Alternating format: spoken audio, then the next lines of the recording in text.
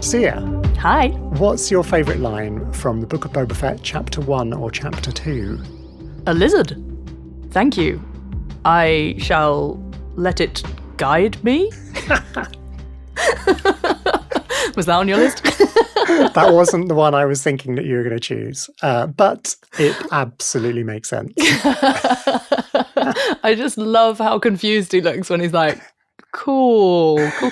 Thanks for the lizard.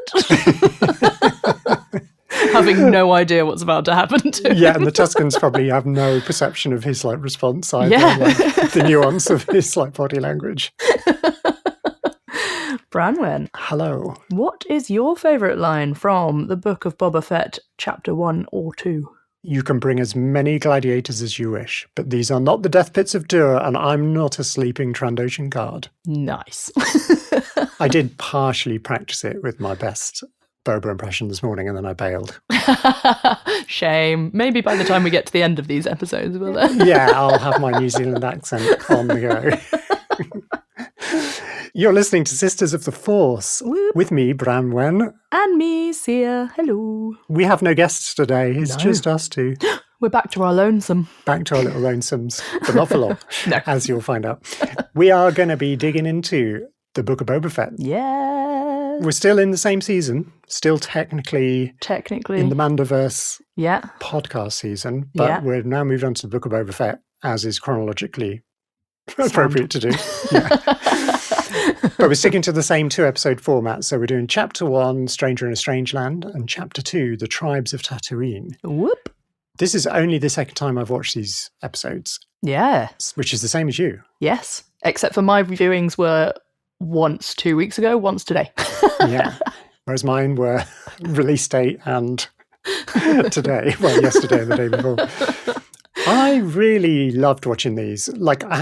I don't know, there was a lot of negativity about the Book of Boba Fett at the time that it came out. See, I quite like my way of doing things because I bypass all that by not watching it at the time. You can respond to it in your own, genuine way, which I love. I feel like I'm doing that now. I think I'm detached from it, and I've made my peace with the people who didn't like the fact that Mando turns up halfway through and takes over, which I loved at the time, but I felt a bit on an island because everybody else seemed to not like that. Okay, interesting. Yeah, I can kind of see it, but also I've essentially binge watched all of these things. So yes, yeah. I like having that continuation of story. Yeah, I mean, it is one big story at the end of the day. These characters crop up in each other's shows, and that's how I see it. But we can talk more about that when we get to it happens, Chapter 5. Yeah. But these first two, especially the second one, is an amazing episode. Yeah. I was just listening to Blast Points, which is a podcast I've recently got into a lot. I do love them. They're a bit like Rhett and Link. Do you know Rhett and Link? YouTubers? Yeah. They're like them, but Star Wars, if you know what I mean. Cool. Okay. So they're funny. They're quite into vintage Star Wars. Yeah. They know their stuff. I really enjoy their kind of deep dives and stuff. But they mentioned literally 10 minutes before connecting to Zencaster this evening, they were talking about the Tribes of Tatooine and how it should be we should have a national holiday every year for everyone to watch it. Yeah. I totally get what I mean. It's it's such a deep episode. It is. There's a lot going on in that episode. Yeah. How did you feel about the fact that it's this kind of dual story? Do you know, I really enjoyed it, and I really love just like we kind of had in Mando, we had the armorer brings back flashbacks. Mm-hmm. We've now got a Bacta pod that brings back flashbacks. Yes. Yeah, I didn't think of that. Yeah, it's another flashback tool. Whenever Boba's in his Bacta tank, we're about to have a flashback. And absolutely. The cinematography of it, it goes, when we first go into the flashback, it's got a completely different quality that evens out over the length of it. Yeah, it goes really grainy. I really like it. I love Boba Fett. I really like him as a character, and I've always really liked him, probably because my mum really likes him. So when I was a kid, it was more to do with her really liking him. I also do. Interesting. But then getting to see how he got to where we meet him in Mando was great. Yeah. I loved it. Yeah, I very much relate to that, actually. Yeah. I didn't have a great attachment to him. I liked him, as what little we saw of him anyway. Yeah. Because there was quite a lot about him in the old expanded universe that's now Legends. And I dipped into some of that. There was a game called Shadows of the Empire. Well, there's a whole like storytelling thing with books and I think comics and a computer game that was all part of the Shadows there. And he was involved in that. And there were quite a few other bounty hunter threads. Okay. So I kind of liked him. Yeah. And then when I saw this show, I fell in love with him. Yeah. Like what they did with his character is partly, I think, what upset a lot of fans because they wanted him to be this ruthless, cold guy. And he's actually quite warm. And he's like, he's a kind of wanting to fix things. He wants to rule with respect. Yes, that was my other line. Actually, no, it wasn't my other line. My other line was, your lives are a gesture of our civility, which I felt summed up his whole ethos. His whole thing. Like, he ain't bad, he ain't good, he's just Boba. Yeah, yeah. But he does respect and he responds to respect, I think. It's interesting. Yeah, the whole kind of dual storytelling thing I really like in lots of different things. I was thinking about the original His Dark Materials trilogy, and book 2 especially flips back between Lyra and Will's story, and each chapter has got a little icon that tells you which one you're in, and I loved that.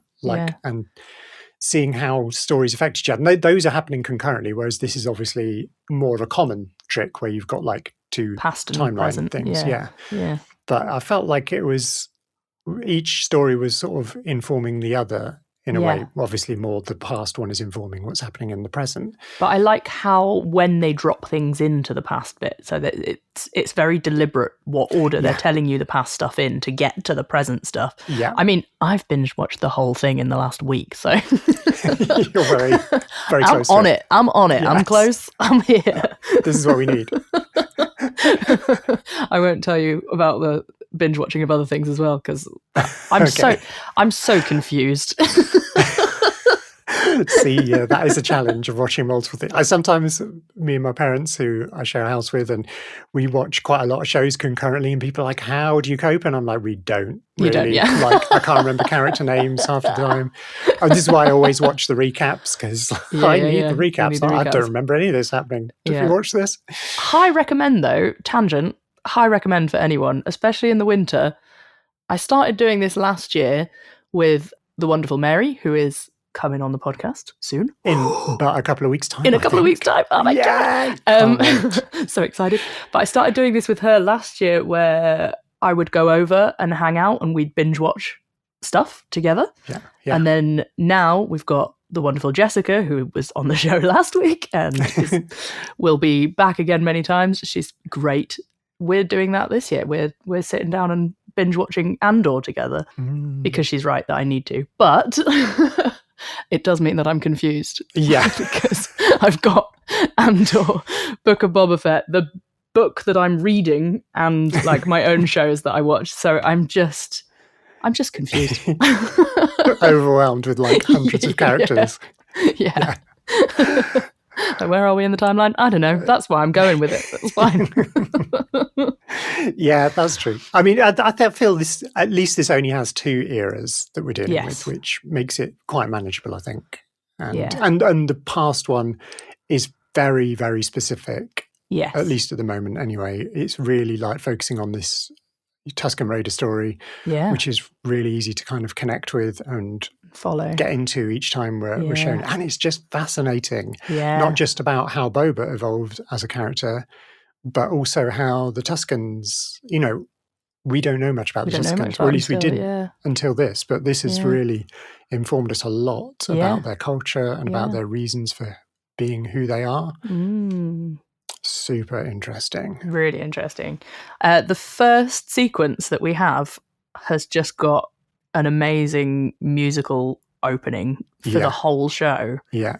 That's my first note, was just like, whoa. As soon as you're dropped into this universe, the music is wild. We've got flashbacks, we've got choirs, we've got strings, we've got so much going on just in that first couple of seconds. Yeah, it's like a whole kind of montage. It's probably the most intense sort of visual montage of the whole of Book of Boba Fett, I should think. Yeah. There are a lot of montages, though. Love a montage. Yeah, we do love some montages. There are multiples in these 2 episodes.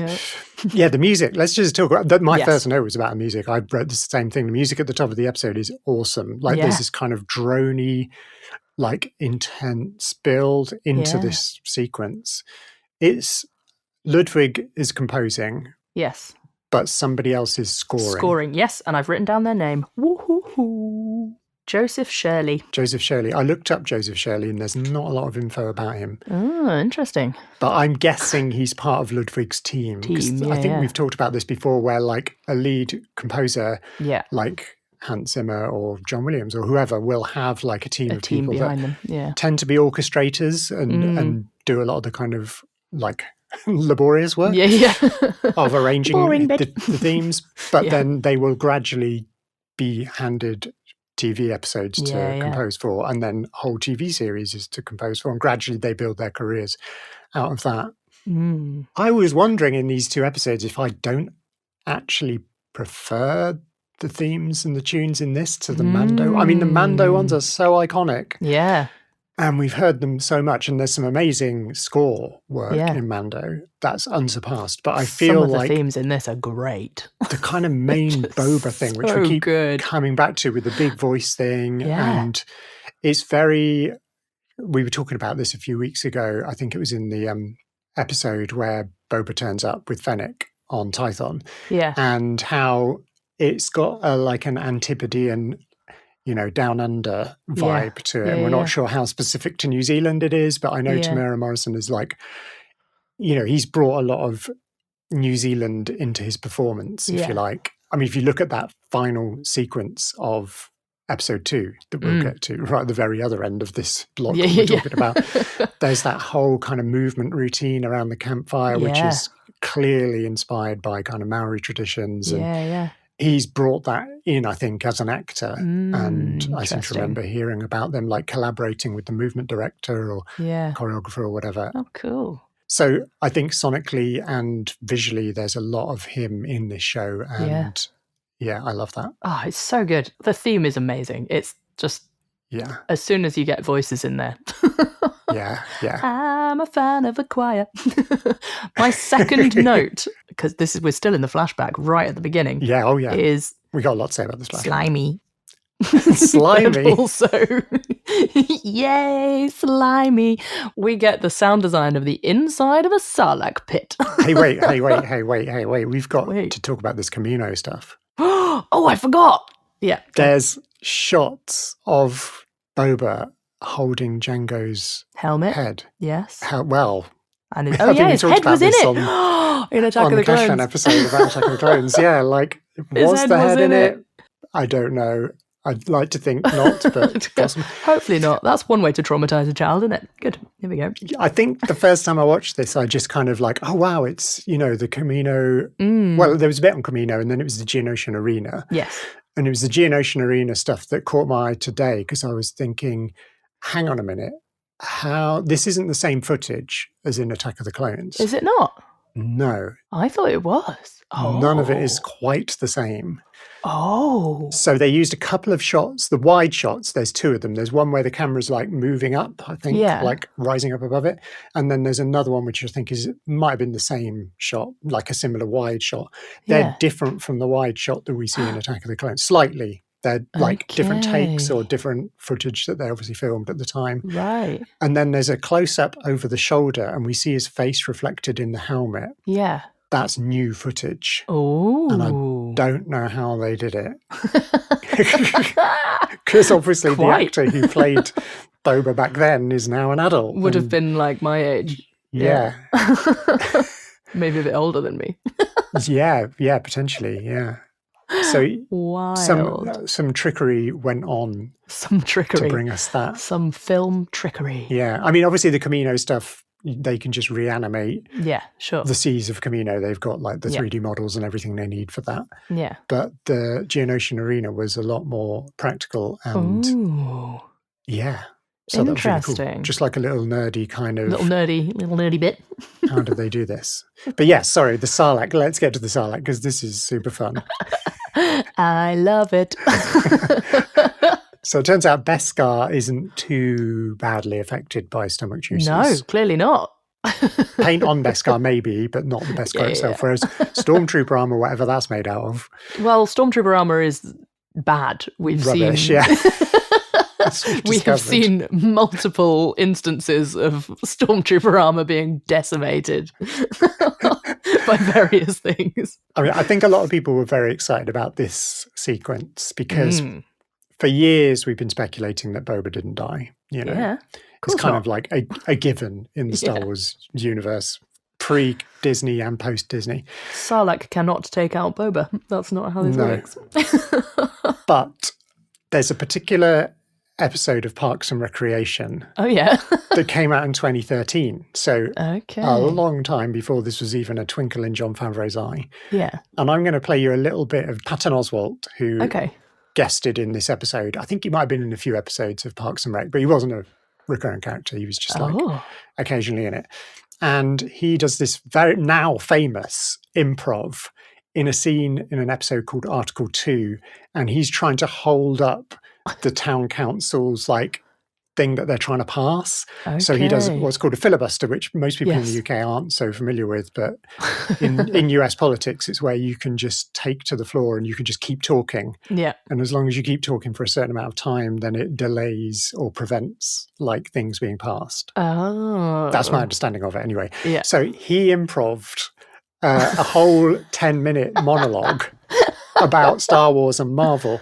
And the beginning bit I'm going to play you. Pan down from the twin suns of Tatooine. We are now close on the mouth of the Sarlacc pit. After a beat, the gloved Mandalorian armor gauntlet of Boba Fett grabs onto the sand outside the Sarlacc pit, and the feared bounty hunter pulls himself from the maw of the sand beast. Okay, this is exactly... And we realize that he survived his fall during the battle at Jabba's palace ship. Then do a hard cut. Incredible. Absolutely incredible. So I think this is his pitch for The Force Awakens. Right. I don't think The Force Awakens had been announced even, maybe. Oh, okay. But I think the Disney takeover had been. And I think this is what he was doing in a meta way in the show. Because Parks and Rec is sort of like a present day show. So he was like, well, Star Wars exists in the Parks and Rec universe. So we can have this like, I'm just going to pitch how The Force Awakens should start. Yeah. And, you know. Incredible. It's not a bad opening. Not a bad opening, not a million miles from this sequence. And I'm pretty sure I think he's friends with Jon Favreau anyway. Okay, right. I'm sure the whole thing, because he's in Marvel's Agents of S.H.I.E.L.D., which is part of the Marvel universe, and Jon Favreau directed Iron Man, and you know, there's a whole connection. Whole thing. Yeah. So fun. Great. So yeah, like Parks and Rec, Star Wars crossover fans were laughing their heads off, including me. Nice. When that happened. When this first aired. It Love was it. like, oh my gosh. Of course, here he is. We're getting it. There is quite a lot of him that's not covered in Beskar, though. Yeah. So yes. And I mean, he comes out not looking good, as you wouldn't, but like... And doesn't he go back in a later episode to get... Yes, he goes back in. To get what, though? To find his armour, because he thinks his armour's down there. Oh, because the Jawas take it from him. The Jawas stole his armour, so he came out, he got out fully armoured, and then he lay down, and then he passed out, and then the Jawas came and nicked his armour. So he went back into the Sarlacc pit looking for the armour before he realised that Mando had it. This is I couldn't remember that. This is binge watching it last week. This is helpful. I've not seen it for several years now, as we'll continue to discover. We got some familiar Jawa lingo, but without an Utini, which I thought was notable, because normally every time there's Jawas, we get Utini. We get one later, but not in the first. Yeah, not in this bit. They managed to resist. They resisted. We get a lot of those ooh, ooh, ooh, ooh, ooh. They do these little ooh sounds. Yes. Which is so cute. But then he gets found by the Tuskens. And which at first doesn't go well for him, really. Not at all. Did he have maggots crawling out of his shirt at one point? He doesn't look great. He's really not looking great, but also they make him walk behind the Banthas, and this is where we start to get his theme. Yeah. As he's like on this those beautiful journey quiet shot. Things. Yeah. The Banthas notably riding single file. Yeah. Which is what they do to hide their numbers, according to Ben Kenobi. Yeah. And it was quite interesting to get some like point of view shots of Boba. There's just a couple to show us how he's feeling. Oh yeah, and he's wobbling out. Yeah, like double vision, and which is not something we've had a lot of. I suppose we've had like point of view inside Mando's helmet, but we haven't had a lot of point of view stuff. And you can see his hands tied in front of him and stuff for all of that. Yeah. He is looking pretty good for someone who's a prisoner and has just crawled out of a Sarlacc pit. Yeah, we don't know how long he was in the Sarlacc, but some time. Yeah. Yeah, he's pretty tough. He's clearly, I guess that's part of what this part of the story is showing us his resilience and his like hunger for life for whatever reason. Yes. We're quickly introduced to a red Rhodian, which intrigued me. I've never heard of Rhodians being other than green, I think. Although maybe when we come to rewatch Rebels, maybe I'll eat my words. Oh, I didn't even twig. Twi'leks are often different colours, like there's all different colour Twi'leks. But I don't think I'd logged the Rhodian thing. I'm sure there's loads of listeners now going, of course there's different colour Rhodians. Didn't you watch Rebels? But yeah, it was notable. I guess it's the first Rhodian in live action that we've seen that isn't green. Okay. We haven't seen many in live action, and the ones we've had of most of what sticks in our minds is Greedo, because we've seen A New Hope so many times. So. We know what Greedo looks like. Then we have a little Tusken duel. Yeah. Where definitely bested. Yeah. But to be fair, he did just crawl out of the Sarlacc pit. And she is amazing. She's played by a stunt woman called Joanna Bennett. Got to give her a name check. So is this the one who's trains him later? I'm pretty sure it is, yeah. I think I assumed it was. I don't know. Yeah. It was quite early on. It was our first sort of look at any of them in any detail. So. Yeah. And she's got kind of longer black fabric around her head. Yeah. Because I did have a note being like, who is this, please? Because especially in the next episode. I think it stands to reason that it would be her. It's like they go on a journey together. Yeah. Of her absolutely besting him to him becoming the warrior that he's learned his Tusken warrior skills. Sure. I noticed the bits with the dogs. Yes. Something about the way they use the sound design. Obviously, the dog sounds are sound design. Yeah. I mean, the dogs are, I presume they're CGI. Yeah. But the way they place creature sounds, it really struck me how clever they are with the acoustics, because we're in a desert which has quite a specific acoustic. Yeah. It's not obvious. It's very subtle. But the child Tusken and the dog were in a scene together. Yeah. And the dog growls and noises really matched with the kid's voice. And it just felt, from a sound geek point of view, like they've obviously done a lot of work to get that to happen that nobody will notice. Like, it's the best sound work goes unnoticed. Stuff that no one notices. Well, that's it. I spend so long fiddling with little things to make them sound like you wouldn't notice. It's frustrating. If somebody notices your work, you've been doing it wrong. Yeah, exactly, because it'll pull you out of it. Yeah But this was really noticeable. I thought it was really cool. Yeah So then we have a little jump into present, our first flip into first bit of present day, and we've got a dramatic music dressing montage. Love it. He's got little arcade game buttons inside the tank.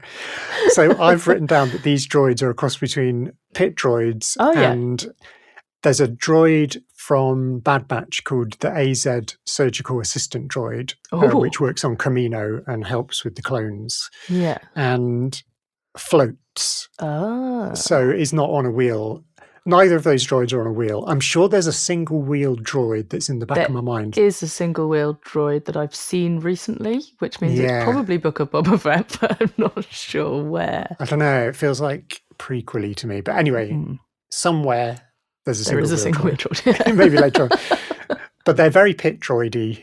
And I guess the combination of like pit droids that are kind of fixing machinery and surgical assistant droids, which is kind of what you would want in this situation. Like, the combination of two is quite Boba. Yeah. This ridiculous scene of the kind of different representatives from Mos Espa coming to pay their tributes. This had one of my other favourite lines, which I was going to use, which was, "What? I'm the crime lord. He's supposed to pay me." The misunderstanding of that was so and this whole thing went from quite normal to ridiculous in the best way possible. Like the Aqualish comes on first and does what you would expect, and then the Trandoshans come in. An interesting point about Trandoshans, they brought a Wookiee pelt. Yes, I saw that. Which Trandoshans and Wookiees, they come from the same system, I think. Kashyyyk. Interesting. I can't remember the name of the planet that Trandoshans are from. Interesting. Trandoshans hunt Wookiees for fun. Oh, that's horrible. It's pretty brutal. We would find out more about that in the Clone Wars. I believe. So there's this ongoing, rift between Trandoshans and Wookiees. So the fact that there is a Wookiee turning up in this show in a bit, maybe you can track that relationship. I know how this ends. Yeah. I've seen it. Yeah, so they're kind of fairly okay with their tribute that they bring. Yeah. But then, this guy. Who is this guy? I know he's the guy, he's from the mayor's office. Yeah, he's like the mayor's major domo. And later on we get some great stuff from him, but... He's a real, who is this guy? I don't know, refined banter, if that makes sense. Yeah. It's banter, but it's posh. He went to uni for it. He basically says it later on. Yeah. He was educated to do this. He does give us a milady in this scene. I think he's still pathetic. Which made me remember all our stuff about Palpatine and I think that was Attack of the Clones. It was Attack of the Clones. I know. That's the one episode of ours that I've listened to. Don't admit that on your own podcast. Shh. Strike it from the record. The kind of realization of the situation, the fact that he's actually come to collect a tribute rather than bring one, and Boba sort of catching on. I think Fennec figures it out a lot quicker. Yeah, she just goes, "Shall I kill him?" Yeah. I like her line, "Lord Fett offers the gift of your leave unmolested." Yes. So good. Which I think he throws back at them in episode 2, I seem to remember. Yeah, he does. Yeah, I just love all of this politics. It feels like Mos Espa is not as rough and tumble as Mos Eisley. It's not so much of a hive of scum and villainy. Yeah.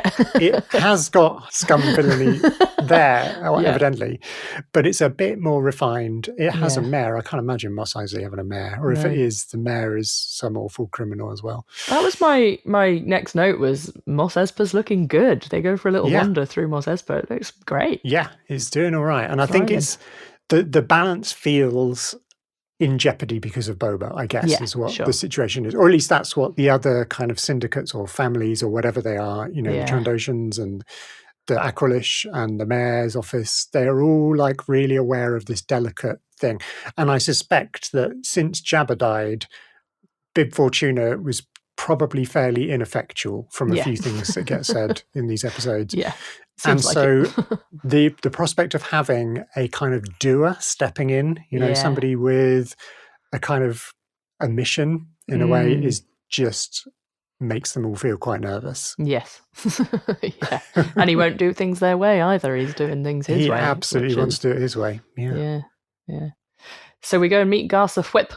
Oh, Garsa Fwip. Whom I love. Me too. She's just one of my favourite characters ever. She's great. I mean, Jennifer Beals, who's in Flashdance, what a woman. She just plays it so well. She just does not take any rubbish. No. She's just so cool and collected all the time. And she's great. Yeah, justice for Garsa, I say. Yeah. Spoiler alert if you've not watched all of it yet.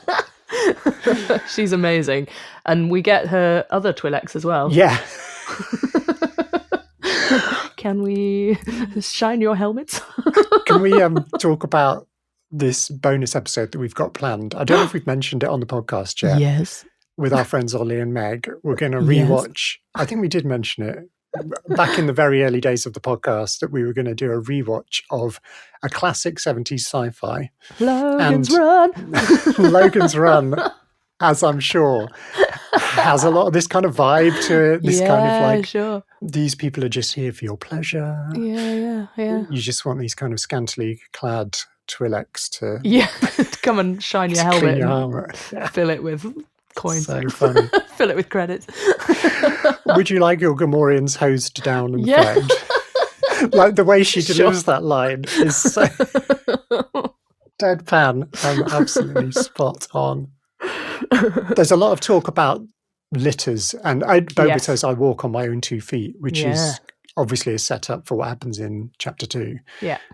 But yeah, this whole thing of like the pomp and circumstance of the different families. The daimyo is supposed to be on a litter, you're supposed to be carried, you're supposed to be, I love the way this is all told. Like the kind of events are kind of neither here nor there in a way. It's all just like cluing us in as to what is the situation in Mos Espa at the moment. Yeah. At first, it all seems, as we're seeing in this first episode, like it's all doing quite well. Yeah. But ultimately, not really. It is a bit of a powder keg that's going to go off any moment.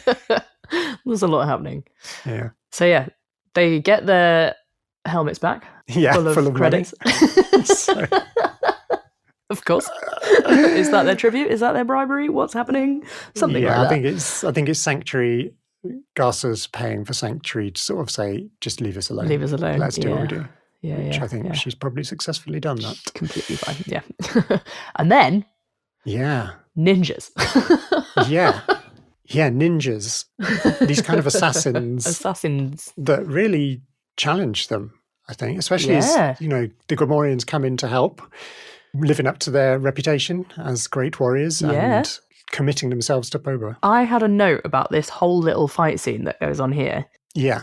The sound design of the fight itself is like so exaggerated and so comic book. Oh, wow. Like all of the sounds are really kind of onomatopoeic. You know, when you're reading a comic and you have the bubbles come up, smash, that's what it sounded like to me. It was amazing. Cool. And I haven't heard, like, obviously all of the fights are sound designed, but like this just felt like an extra, like heightened. Yeah. Fight. Yeah. Yeah. That would track. Really this does feel a bit like a comic. Yeah. This whole thing. And I mean, there are comic characters coming in later on, spoiler alert.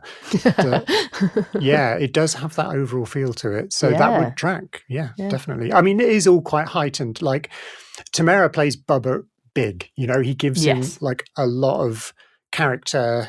He doesn't like overdo it in a way, but like he brings a lot to the character. Yeah. A lot of kind of grandiose, which feels quite comic booky in a way. So maybe there is like a comic book sort of post-it note on there. Writers on the writer's room. And then we get this incredible parkour montage. Excuse me. We have a Wilhelm. Yeah, we do. I noticed a Wilhelm. We do. I actually noticed that. I wrote it in capital letters. I was so excited. I mean, it was, I think you may have mentioned it last episode, actually. But it's the biggest Wilhelm I've ever heard. Yeah. There is one of the assassins. Yeah. Parkour. Parkour, which always makes me think of The Office. Yeah. Yeah, Fennec is pretty amazing. Fennec is nuts. She's just up that wall. She is off. Yeah. And he just goes, alive. Yeah. Which she struggles with to the point where she wastes one of them. Yeah. Yeah, she catches the two and then just goes, push you off. We only need one. We'll keep one alive. The one that she does keep alive has really impressive eyebrows. Yeah, he's very creepy. Yeah. And the Gamorreans take Boba back into his back. Yeah, well, he gets injured, so he needs to go and have some more flashbacks. He's got to have another dream. Yeah. Another fever dream. So we get more with this kid, Tusken. Yes. Which I found super interesting. Like Tusken kids. Not just the men, but the women and the children too. Yeah, we've only seen the Tusken children being murdered. Slaughtered. By Anakin, which is not great. No, not great. But we're also introduced to the speeder bike gang. Yeah, I've called them a swoop gang. Like swoop gang, on Wikipedia, I can't even say it now. On Wikipedia, they call them a speeder bike gang. But this is, if you're going to have swoop gangs at all, and I demand we have swoop gangs. Swoop gangs, yeah. This is a swoop gang. This is a swoop gang, yeah. Like they feel like they're a bit more low slung, the bikes. Yeah, yeah. I know where I'm getting Speeder Bike Gang from, though. It's a line later on. Is it? Well, I think, to be fair, they are referred to as a Speeder Bike Gang. I'm just claiming it as a swoop gang. Yeah, fair. Because we don't have any others, and I want some because I love it. That's fair. So these guys are the Kintan Striders or the Kintan Striders. Okay. I don't know if we hear the name later. Swoop Gang. I don't know. But they've got that symbol that they spray on the wall. They've basically trashed a homestead. Yeah. Which is rude. A bit brutal. Then Nikto, the species, I think, which are... Remember we had that conversation about Klaatu, Barato, Nikto. Yeah. They're another species. Nikto are often part of like the criminal underworld. Gotcha. Yeah. So that's where we learn about this swoop gang to start with. Yeah. And then we've got this whole Rodian and Boba being made to dig for the black melons. Yeah. Which apparently live in the sand. Yeah. I guess they're like, it reminds me of kind of cacti. Yeah. Like how if you're in the desert, there are some cacti that you can drink water from. Yeah, sure. During this whole kind of like thing with the Rodian, we do hear the Rodian drop a slimo, which is one of the swear words that we hear in Phantom Menace between Anakin and Sebulba. Nice. Which I think in the subtitles of the pod race, I think it just means slime ball or something like that. Okay, yeah. Which kind of tracks. Most hut sounds a bit like the English word. Nice. And this absolutely bizarre encounter with this sand beast thing. What is this? Really oh dear, creepy. We've dug up a monster. It's got like 4 arms or something. Yeah, it's got 2 arms and 2 legs, and then 2 that it uses either as arms or legs. Which is really disturbing. Creepy. Yeah. Really creepy. The animation really reminded me of have you come across Ray Harryhausen? No. He did like stop motion animation in the 60s, 70s and 80s for like Sinbad and Jason and the Argonauts. Yeah, sure. Yeah. Clash of the Titans and that. And it's that stop motion which Star Wars then carried on with in Return of the Jedi and Empire Strikes Back with like the walkers and the Tauntauns and stuff. That kind of like creature animation. It felt like that, which we've mentioned with in terms of IG in Mandalorian, like the way the IG moves has got that like slightly low frame rate almost. It looks like the show will be shot at 24 frames a second as film has been since whenever. But when they animate, they often animate at a lower frame rate, like half, maybe 12 frames a second, because it saves loads of time. But it does leave you with that slightly jerky thing where your eyes can detect the movement. And I feel that with both IG and this creature, they've purposefully done that. Even though they obviously don't have to nowadays because they've got much bigger budgets and better technology. But it's a really, really creepy thing. I did have a question. Do we know what it is? Yeah, I don't think so. No, I think on Wikipedia it's called a sand creature or a sand beast or something. Wow. I instinctively wrote down sand beast, so I feel like I've looked it up. Okay. Somewhere before. And, terrifying to dig that up. Pretty horrific. Absolutely not. No. But Boba does his best Leia impression. He does, I wrote that down as well. Very much, all right.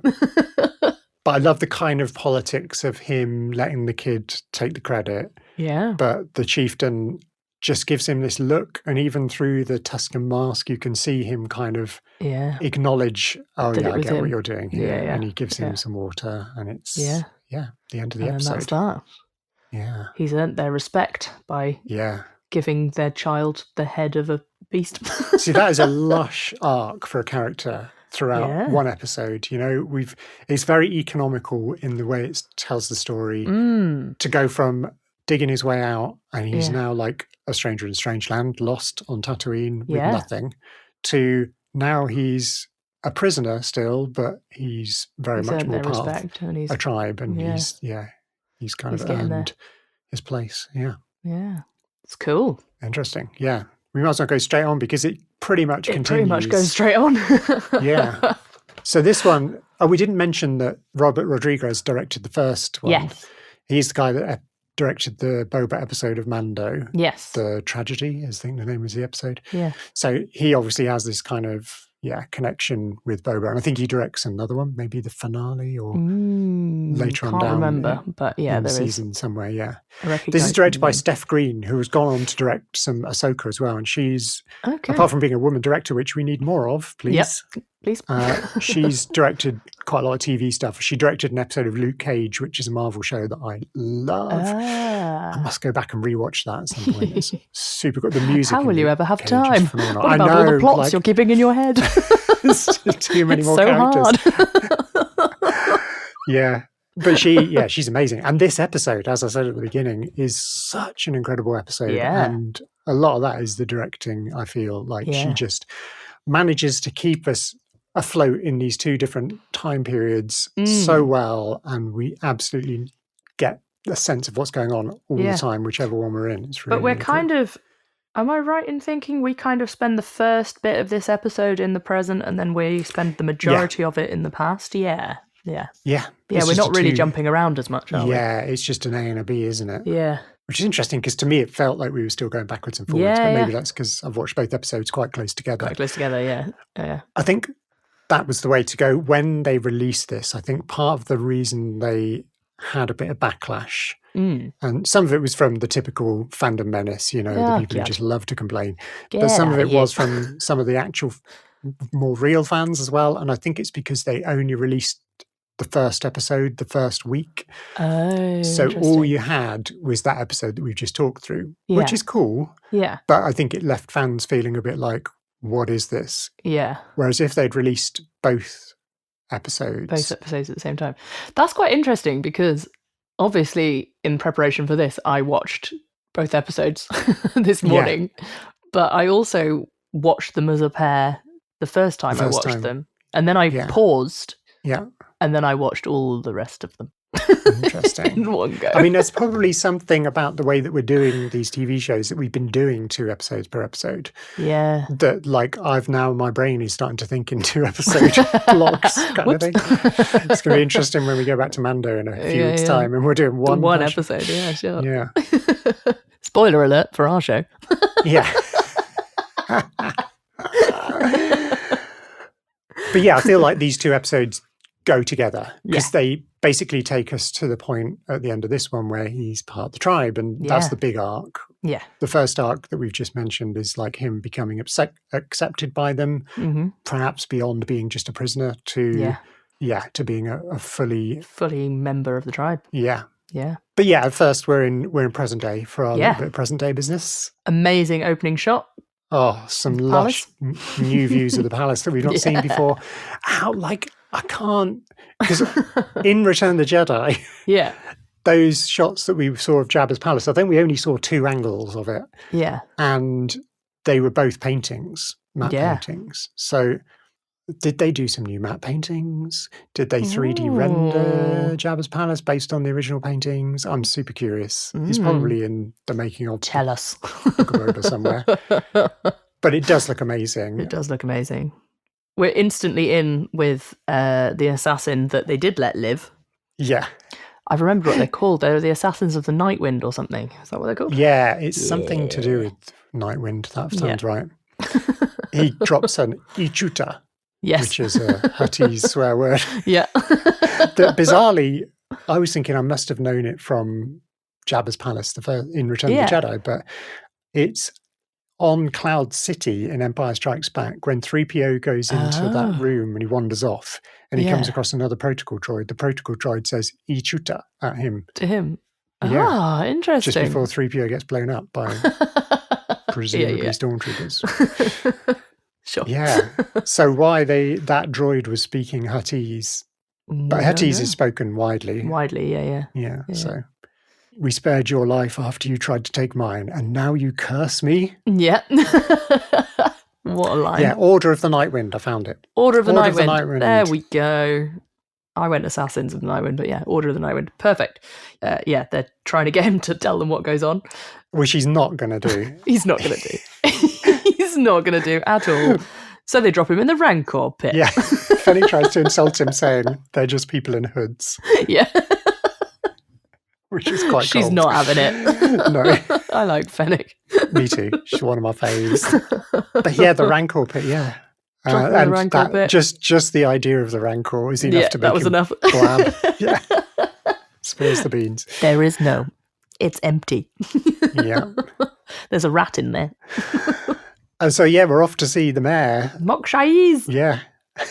I love mock Shais. So do I. Should we have this now? We might as well have it. Yay! I kind of figure with West End Geek Girls, which is our little feature where we look back at the original Star Wars role-playing game, which is where a lot of this lore came from originally, names of things and so on.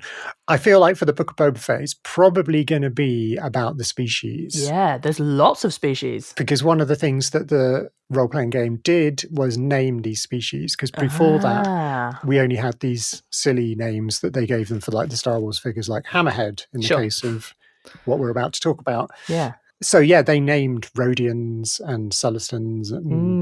Which I'm not sure about Sullustans. They might have been named by... Already. Yeah. But many of these aliens that we see on Tatooine particularly got named by the creators of the role-playing game. So I thought we'd have Ithorians because the mayor is an Ithorian, not a Hammerhead. We're not going to call them Hammerheads He's an Ithorian. So according to the source book, this is the original first edition source book as well. So we're right back in the origins of time. Nice. Ithorians hail from the Otega system, which is in the Lesser Plurioid cluster. Lesser Plurioid cluster? Lesser Plurioid cluster. Oh my God, I can't even say it. That's a mouthful, yeah. I did check. Both of those things are still canon.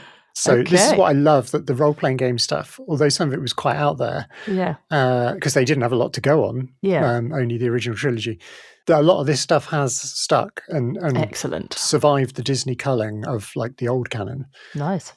They're called hammerheads by other races because of their most prominent and unusual feature, which is obviously their long neck with and a T-shaped kind of weird, very strange looking.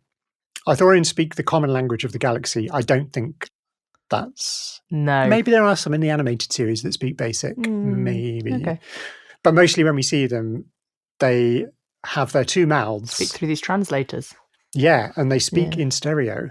Oh. If you listen to one without a translator, it's super weird.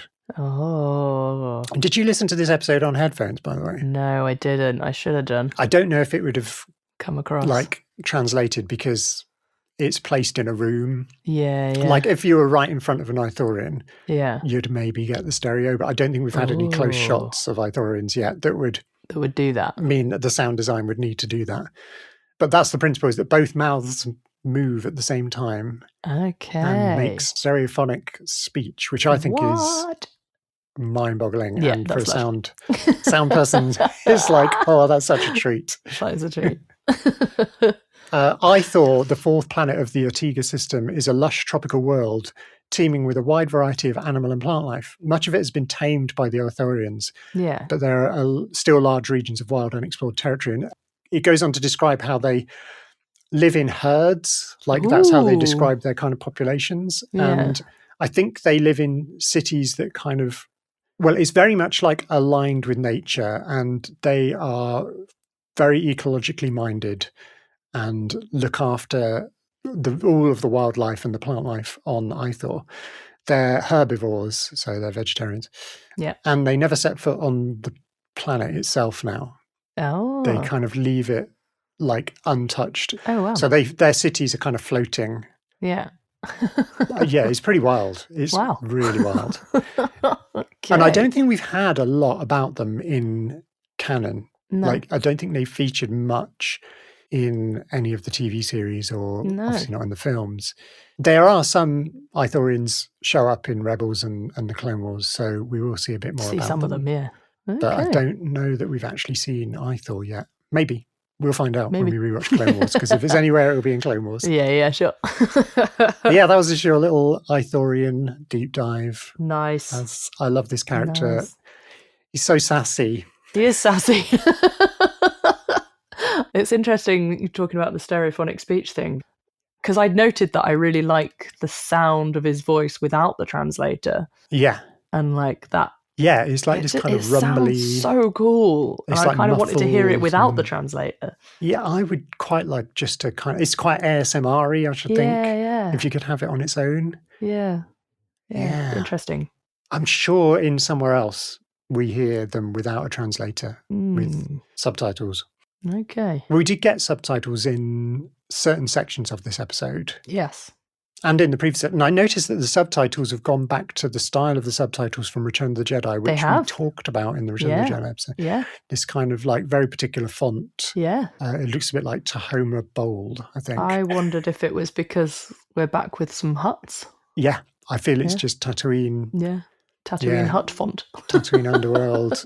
Yeah.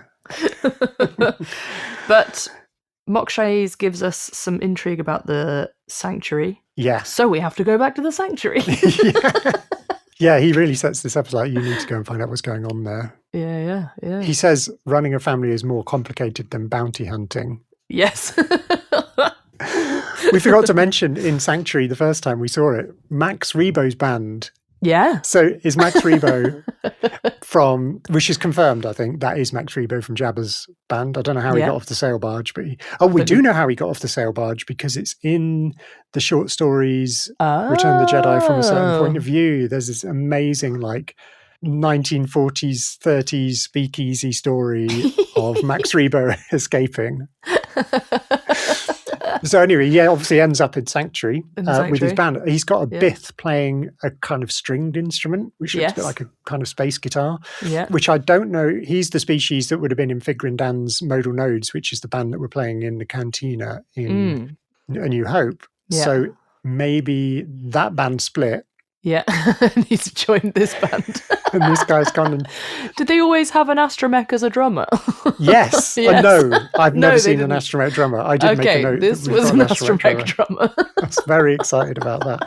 I was too. I don't think the drummer gets a mention when I was researching about it, and I was trying to find out if it was Figrin Dan or any of the modal nodes. And everywhere I looked, nobody mentioned the astromech drummer, which is absolutely droidist. That is droidist. Not having it. We talked about the droid Gotra thing in the season 2, episodes 1 and 2 of Mando from the graffiti in that underworld place. So this is Return. This is why droid erasure. It is. L3 would not be happy about this. No, absolutely not. They're also playing in the first time we go to the sanctuary, not the second time, but the first time they are playing a version of the remix, But it's like this beautiful, like Spanishy flamenco-y type remix. Music in Star Wars always gets me so much. So funny. It's so fun. Boba says to Garza that she's now sweating like a Gupta on Mustafar. I looked that up. There's no information anywhere. It's just I love the things that he comes out with. He's got so funny. He's got loads of those idioms. He's got some great stuff. But then he hears the twins coming. The drums. Yes. And his face, he's so done with this. He's just like, here we somebody else go. Why is this such hard work? I just want to rule Mos Espa like a good daimyo. Yeah. The twins. I couldn't believe it when I first saw this. I mean, I don't think we've come across the twins before. We've seen many more huts, but I don't think we've seen the twins. Jabba's cousins, I think they are. Yes, they are. Yeah. Yeah. And they're on a huge litter. Huge litter with both of them, yeah. The sort of sags in the middle. Yeah. Which really pays off all the litter stuff that has been mentioned so far about Boba wanting to walk and everything. And I think this is where I really noticed the subtitles, because we were hearing Hutties spoken by Hutts, and the subtitles were just giving me massive Return of the Jedi nostalgia, which is it was great. Awesome. I loved them. They brought along this amazing character called Black Krrsantan.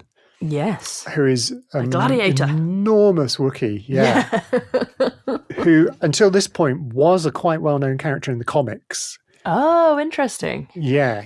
Apparently Obi-Wan gave him the scar. So I need to go back and read all these comics, because I have read some of the comics that he's in, because I remember being really excited when he appeared in this. Obviously, I must have recognized him from the comics. He's probably most associated with a character called Dr. Afra, who she's like a female Indiana Jones.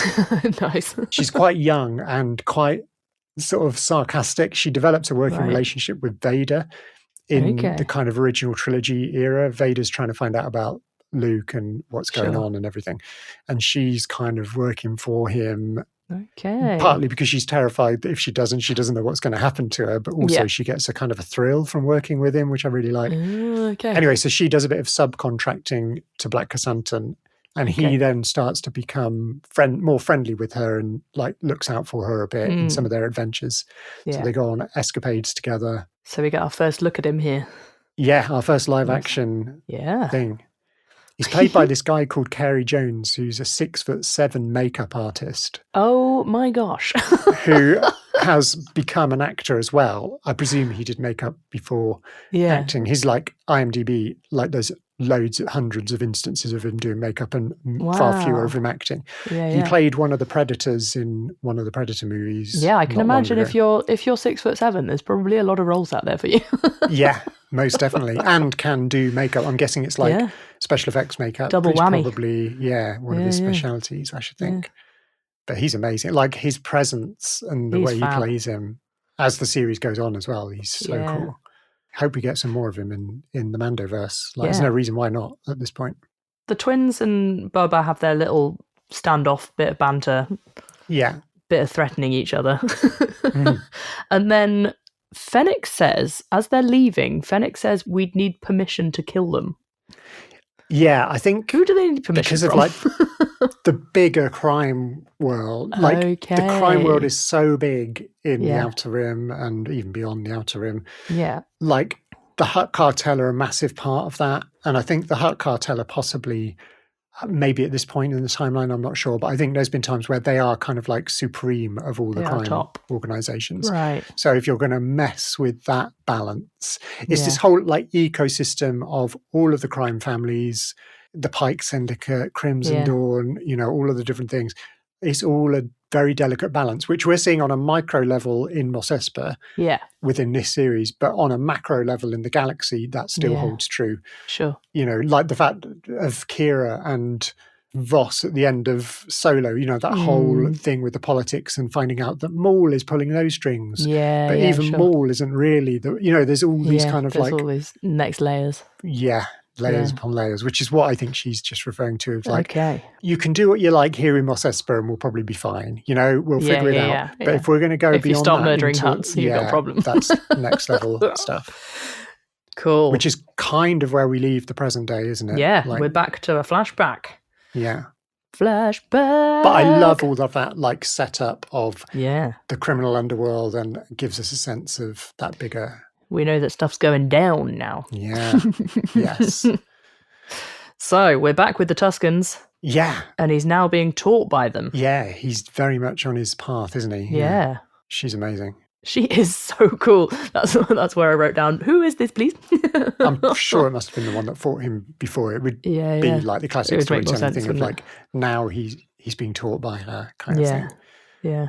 It's a little bit of a sort of a montage, a mini montage, I guess. Mini montage, mini fighting montage. Yeah. And he's getting quite frustrated as well, which I like. I am holding it like you. She's like, no. He's taking it deadly serious, though. I love his attention to it and his like obsession almost. Only interrupted by this rumble, and we find out what this kind of plot of this whole sequence is going to be. Yeah. A train across the desert. Train across the desert. Which... train without tracks? Yeah, I think it's like a hover train, a repulsor lift. Yeah. I mean, most vehicles in Star Wars are a hover. Are repulsors, Like if they're not repulsor lifts, it's for a particular reason. Yeah. If it's like a really low tech planet or something, which Tatooine isn't. So I had a question about the Tusken rifles. Yeah. Are they blasters? I feel like they are. Way? Yeah. I don't know. Yeah, they do sound different, obviously, but then all blasters do. But then this might just be my feeding into my perpetual thing of I do not understand how blasters work. Yeah, well, this is a conversation we've had a few times, and it's always interesting. I don't understand. But they don't seem to have electricity, and I assume that blasters needed charge packs, or they need some... What? I don't know. Maybe they've got some solar power type thing going on. Yeah, maybe. I mean, I feel like the Tuskens... They are low tech, they are still kind of like pre-spacefaring as far as we know. But I feel like they take stuff as they need.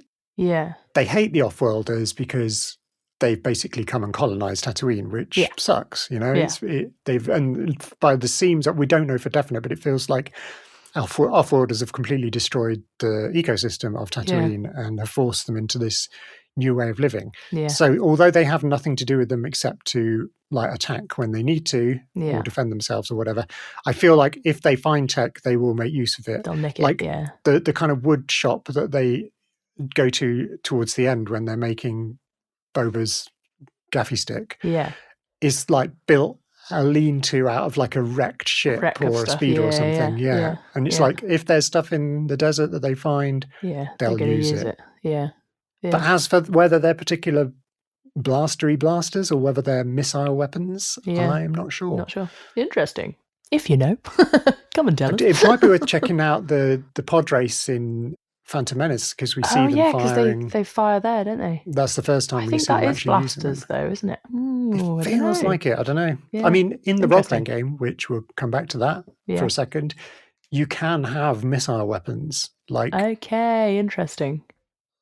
Sort of, gunpowder type things, but only in certain kind of only in certain civilizations, like very much lower tech primitive civilizations. Sure. Which I guess is what Tuskens are, so maybe. Yeah, maybe. Okay. And they don't seem to have been very effective against the train. The train, the pikes on the train are obviously firing blasters over a long distance and killing a banther. They killed a banther? Yeah. This was a bad day. But what I didn't like is some of the Tuskens were using a banther as cover. Yeah, like they're hiding behind it. What? To be fair, dunes. If you've got nowhere else to hide, a banther's probably pretty good cover. At a pinch, yeah. I don't think it's really fair on the banthers. It's not fair on the banthers. It's really mean to the banthers. It's all really upsetting. And my other question there was, why are they even shooting at the time? Like they're not doing. Why can't they just drive past? I know there'd be no plot, but maybe the Tuskens do. We know from The Mandalorian that the Tuskens do kind of take ownership of sections of the desert. Yeah. Like they do try and stop people from passing through, like I guess kind of no-go zones sort of thing. And maybe that was a thing originally when the Pikes started doing their spice running from one part of Tatooine from the other. I mean, we don't really know what they're doing with the spice except probably just distribution. Moving it around. And so maybe going from Mos Espa to Mos Eisley or something like that, then the Tuskens might have been problematic in the earlier days. We don't really know. That's how I kind of interpreted it. Yeah. Because I was just like, well, you could just drive through and leave. But maybe there's just like an antipathy thing. Yeah. Same reason why were Tusken Raiders shooting at pod racers. Yeah. Well, they were doing that for fun. A sort of sport, I guess. And the Pikes, the way that they were shooting it felt a bit sports. Like we're just going to hunt these Tuskens as we fly by. Yeah. Pretty grim. It's pretty brutal. Yeah. So, a mini mission for Boba. Yeah, he goes on a little side quest, doesn't he? Yeah. He sort of takes part in the burning of the dead. Yes. Which is where I think he gets the idea to go and he needs to do something about this now. He needs to get some rides for the Tuskens so they can race alongside the train. So he goes and finds the Swoop Gang, which I'm going to continue to call them the Swoop Gang because that's what they are. So the Swoop Gang are like causing some havoc. They're just terrorizing neighborhoods. Terrorizing people. Yeah. I called it a micro bar. Yeah. Because it looks like a really small bar. It's actually, and I don't know how we know this, but it's actually Tosche Station. Oh. You know, in A New Hope, Luke says, or Owen says to Luke, you can waste time. Or no, Luke says he's going to Tosche Station to pick up some power converters. Okay. And Owen says you can waste time with your idle friends later. So this is Tosche Station. Oh, wow. Correction, we do know this because there's a deleted scene from A New Hope where Luke goes and hangs out with Cammy and Fixer, who are the couple in there, and his other friends, Deacon Windy, and we see that building. Right. It's the set. Well, I mean, it's obviously not the same building, but wherever Lucas shot it, those deleted scenes that we never got in the final movie. Yeah, it's the scene where he sees Biggs. Biggs comes back before going off to join the Rebel Alliance. Yeah. And Luke has just seen the combat going on in space above Tatooine. So anyway, that building, wherever it was, they've just like recreated it for this scene. Okay. So it's recognizable. And we do get Cammy's name, which Star Wars geeks like me immediately are, oh, right, that's Cammy and Fixer. I think in the credits they listed him as Lone Osner or something. Okay. But his other name is Fixer, apparently. Fixer. Okay. So he is Cammy and Fixer from A New Hope, the original novelization. This goes back to like the first words that Lucas wrote. This is getting deep. It's properly deep. So the fact that we get them in this episode, to me, again, I jumped off the sofa. Again. Love it. So he walks in, we get this incredible shot of his shadow on the way in. Yeah. So he does love an entrance, doesn't he? He walks in, messes everything up, necks a drink and buggers off again. Nicks their swoops. Yeah. Tows them like back to the Tuskens. So good. And then this whole comedy sequence of like him teaching them and trying to explain in sign language how to drive a speeder bike. And the first one goes backwards, obviously, because that's what always happens in this kind of... So good. I feel like this is the first proper montage of... Oh, it's such a good montage. I love that he goes, like a panther. Yes? Maybe not. Yeah, they get better and better. Like, they're going faster and then jumping from one to the other. Like, practicing that. Falling off all that and jumping up. It's so good. And intercut with Boba learning still how to use combat a gaffy stick, with a gaffy stick, and he's getting better and better at that. Yeah. Such a good montage. But we get no rest because straight away the train's coming again. The train's back. Time to go. Rider's ready, and they go or whatever it is that they do. Side note: all of the Tusken voice stuff, the like from the kid's voice being slightly different, and the pitch and everything. Yeah, incredible. I think we mentioned it in one of the Mando episodes of like the different levels of intensity of Tuskens, from like just chatter, low-level chatter, to like the big battle cries. Shouting and alerting. It's quite often an alert, isn't it? Yeah. When we really hear them. But it's also intimidating. Like the first time we saw him, when one jumps Luke in A New Hope, and he's waving his gadify over his head and getting really angry. Yeah. Whoa. The little kid's got his job with the mirror. I love that little detail. Like, make sure he's got a job. The signal. And they've got snipers lined up. Yeah. Ready to take out. They're on it. Yeah, it's a good plan. It's a good plan. I loved the train droid. Yes! The droid that's driving the train is incredible. He's just getting more and more panicked and like, don't know what to do, just go faster. He just keeps firing these things. Like, I don't know what they are, but I thought that they were like, in old computer driving games, you'd have like a nitro, which is like an extra, it's that kind of thing. And each time it just gives it a little burst to try and go a bit faster. Yeah. You can see the droid is not going to end well, but actually it survives, doesn't it? Oh yeah, I think the droid's all right. I think somebody throws it off and it spiders away like it's like a transformer. Yeah. I love the droid. And you've got that, again, it's the same Tusken that's been training, just like rampages through the train. She keeps disappearing and then bodies like fly out. It's so fun. In fact, it might be her that gets rid of the droid driver, possibly. I can't remember. She's the one that's inside the train, so I assume it must be her. Yeah.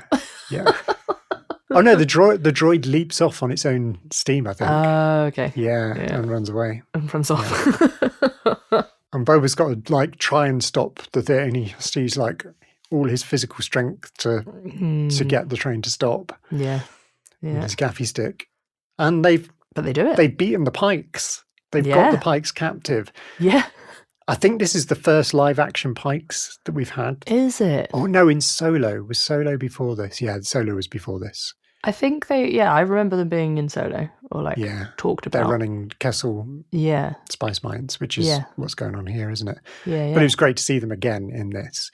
And interestingly, you're listening to this 5 weeks after we recorded it, but the Maul Shadow Lord trailer has just come out, and there's a little glimpse of some Pikes in that. So interesting. They're coming back again. So they have that little negotiation. Yeah. While the Tuskens are going through all of the train supplies. Yeah. He says, "Are you carrying spice?" And we get a name of Sansana spice, which I've never heard of. Whether that's a particular type of spice or maybe it's just like the name of the type of... Oh, I didn't clock that at all. But yeah, Boba drops that line, which I loved, the your lives are a gesture of our civility. He is not going to kill them, but... No. But you do need to go. You're not allowed to come through, and you have to survive like these people do. And off you go. Yeah. And then they waste gallons of water out of the carriage. Like there's a water carriage, and there's sort of a few Tuskens with buckets trying to catch some. It's like, oh my gosh, what are you doing? What did you do that for? Then we get some Tusken lore. Yeah, we do. Oh, big Tusken lore drop. Amazing stuff. And we have these conversations, because this is where the Tuskens say that this is why I assume they didn't have like any tech, because they talk about the off-worlders having machines, and Boba says you have machines now too. Yeah. And they know every grain of sand in the Dune Sea. Yeah. So yeah, we're still not exactly sure about the Tuskens. No. We're a lot more clued up than we were. But we're still not sure. And yeah, this is where he gets the lizard. Yes. And the chieftain blows some dust in his face, which distracts him. The second half of that line is, I'm sorry, I think I swallowed it.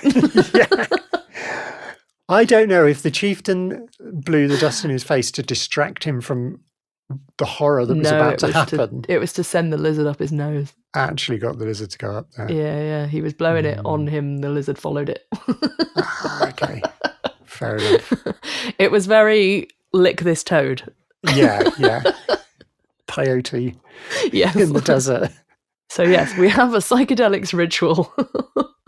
Classic film tricks. Yeah. Classic sound design. This whole little weird montage thing where it appears like he's going across the desert, but it sort of becomes water. Yeah. Which is where this like now kind of, is it mythology that Tatooine was once a water planet? They do say a lot that there used to be water on Tatooine. Yeah. Yeah. So it comes up a lot. Is a thing. Hopefully we'll find out some more about that. Yeah. He finds a classic dead tree. Yeah. Also classic. I feel like I've been on this trip. I feel like it's a pretty kind common of amalgamated it from like everybody's psychedelic experience ever. Yeah. I did have a little note though. It might be the Tusken way to just let trippy people wander around in the desert, but I recommend trip sitting rather than sending him off on his own. Yeah, I mean, I think I assumed he was just in the camp still while he was having it, but then he walks back. Yeah, he's like, "Oh right, he actually did go on a thing." But I mean, that is a thing, isn't it? That like go and have this ayahuasca and go and have an experience. And go wander off into the desert. Oh, God. Wowzers. I don't envy him that at all. Don't try that at home. That's not. No. But it triggers a bit more of this, like his memory mixed in with it, because the dead tree sort of becomes the Sarlacc, and then that brings him back to Camino again, and we see Slave One flying by, digging his way out again. He's having a hell of an experience. It's this kind of mix of like waves crashing and sand, like blurring between earth and water, I guess. That kind of thing. And he gets kind of held by the tree at some point as well. Yeah. But this is clearly a tree that they go, or it's something that they go to, because they recognize as soon as he comes back, they say, "Give me the stick." Yeah. It's like the tree that gives gaffy sticks to everybody, kind of thing, maybe. So I wonder if all of the Tuskens have to have a lizard up their nose at some point to go. I'm sure they do, I'm sure it's a coming of age for them. Yeah. Send them off to find their branch. And he's just having it now just because he's a new member of the tribe. Yeah. So wild. So yeah, he comes back from his vision quest as noticed by the Massive and the kid. Yeah. They're both watching out for him, I guess, because I think the kid is quite like fond. He's quite attached to him now, isn't he? Yeah. Yeah. And the lizard pops out. He goes, "I thought that was part of the dream too." Like, no, you did have a lizard up your nose. That's not a way I'd want to do trips either. That's just going to give you a bad one immediately. It's bad enough having to eat something, but a live creature running around? No. Absolutely not. No, thank you. This bit of music is my favourite bit of music. It's beautiful. Like where they're wrapping him in Tusken robes, which is kind of a mirror of the beginning of episode 1 when he's getting dressed. Yeah, it's like he's doing his armour. These two episodes definitely are like mirrors. Yeah. And definitely go together. But yeah, it's like this kind of choir stuff and orchestral. It's beautiful. Like there's the big, deep didgeridoo or whatever that wind instrument is that's playing that. and the strings start playing his theme, like there's cellos and double basses, and it's majestic. Yeah. So good. And he's just rolling with it. He's doing really well. Yeah, considering that he's just had this wild experience. He's just had a wild experience, and now he's being dressed as them. Yeah. And then he goes off to make his gaffy stick. Yeah, to this improvised woodshop. Yeah. Under the supervision of his trainer.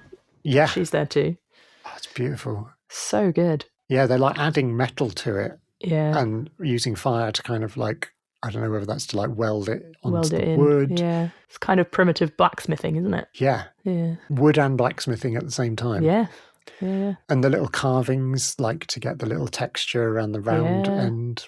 So cool. Beautiful. And the final tribal dance, the drums. Oh. So before the drums come in, there's like, the music gets really stripped back. Yeah. Well, they're around the fire just before, because they get up and they do some dance stuff. Yeah. But before that, it just goes, it all drops out to just like this really like mysterious-y, mysticky, beautiful. Again, like it's kind of similar to the getting dressed. Yeah. But even more stripped back. Loved it. Yeah. So good. Yeah. What an episode. And that's the end of the episode. Like I remember the first time watching it, the end of it was like, oh wow. And then it didn't lose any of that magic this time around either. No. And I know every time I watch that episode in future, it's just the structure of it, the pacing of it. Yeah. I mean, it shouldn't work. Like having an A-B format is really it's quite odd, clunky. Isn't it? Like the first episode, which had like A-B, kind of worked better in a way in that sense. But for some reason, just the amount that we had of each was just the right balance. Yeah. I mean, it's quite a long episode. It's nearly an hour long. It is nearly an hour long, yeah. We get quite a lot of detail in both halves. But yeah, the second half, especially the Tusken half, is, it's great. Incredible. I love learning more about the Tuskens. Me too. Me too. For anybody who's like been misrepresented, I'm always up for that. Yeah, yeah. Even Imperials, like in Andor, we start to find out more about the ISB and how people get radicalized, and it just gives you this other layer of insight, for better or worse, of like how stuff came to be. And like Star Wars is one of these things that can really stand that. Like George Lucas's original ideas are so strong. Yeah. Like even though they sound like little tiny throwaway nuggets in the original films, there was enough thought went into it that it stands the test of time, because most of what we're getting now is still just referring back to that. Yeah. You know, it's like they haven't gone off on some like completely different story arc or whatever. Yeah, they're still in the same place. We keep coming back to Tatooine, and it just so good. It's interesting. So good. I think Lucas was just brilliant at giving you something that was so curious and then not telling you anything about it. Yeah.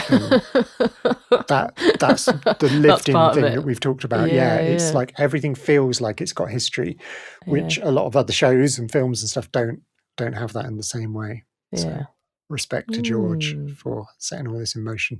Because everybody since who's become a creator, you know, your Doug Changs and your Dave Filoni's, that they've really taken on that philosophy. That's the overriding philosophy of Star Wars creation. You've got to keep doing that. You can explore these things, but at the same time, you've got to keep dropping new things in. Like Black Kasantan, he's this like wild Wookiee character. Yeah, like we've got a limited knowledge of, but now here he is. Now he's back. There he is. Yeah, love it. Wow, amazing. If you've enjoyed this episode, don't forget to go and follow us on all of the things. Follow us on things, and also you should leave us reviews. Leave us reviews. Please. Leave us comments on Spotify. Because you can comment on episodes on Spotify. Can you? Yeah. I'm not a great lover of Spotify. Anybody who knows me in real life will know that from a music point of view, Spotify, good. But our podcast is on it, and you can leave comments. So please do that. Yeah. And if you listen to us anywhere else, Instagram or Blue Sky. Yes. Oh, you're on the Facebook as well, aren't you? I'm on the Facebook. There we go. Keeping a check on the Facebook. We don't get a lot of interaction on the Facebook, to be fair. But it's still there. It's there if anybody wants to shout at us via that way. You can also go and talk to Jessica in our YouTube comments if you want to. Yes. Yeah, she started commenting on the YouTube editions of the podcast. She has. And I'm sure she'll answer other people's comments as well. Yeah. She's our fact checker sometimes. She is, yeah. She's awesome. She's like a fount of knowledge. We love you, Jessica. Thank you. Yeah. And yeah, don't forget to tell your friends and spread the word. We're trying to grow the podcast. Stuff. It's that time. It's that Getting time. you to do some of the work for us. We know you keep coming back because I can see in the statistics. We can tell. We've got consistent people. Big shout to the 19 people in Iraq who have been listening. Oh, wow. Yeah, we got listeners all over the world. Excellent. Loads in Brazil. Wow. Pakistan. Got quite a lot of listeners in Pakistan. Big shout to all of our international listeners.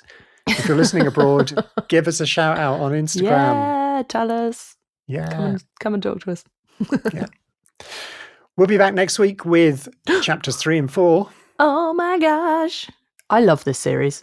Me too. I'm glad you do. I'm so glad to hear that because, there's a lot of people who have got mixed feelings about it. I've never doubted it. I've always loved it.